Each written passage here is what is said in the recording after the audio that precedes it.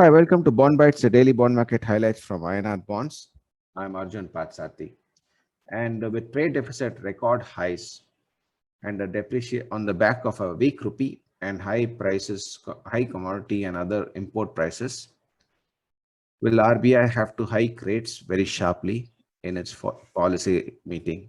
With that is where the outcome is scheduled for Friday morning, which is the 5th of August.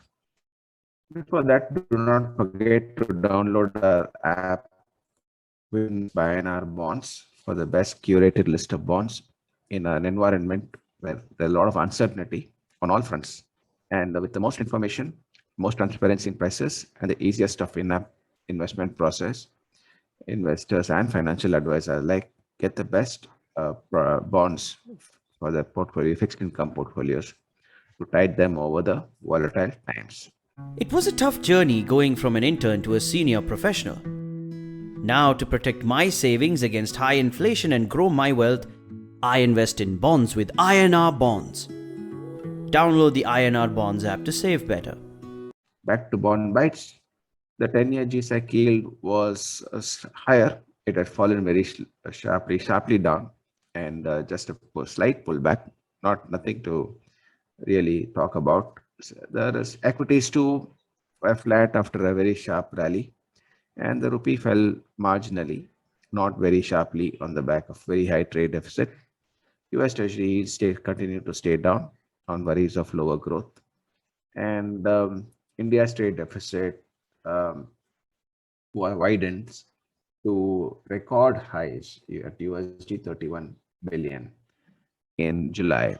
Now, this is not a great number, and this could actually force the RBI or MPC, monetary policy community, to start looking at what this kind of high trade deficit and weak rupee is having on inflation. And if it continues to raise inflation expectations, they would have to hike policy rates. And also, if they don't hike policy rates by enough, then markets will get a sense that the RBI is getting behind on the inflation and control of rupee depreciation. And this could lead to more capital outflows, given that the Fed is hiking rates very sharply. And interest rate differentials between the global, especially the US and India, are getting less and less. And this could actually take money out of the country.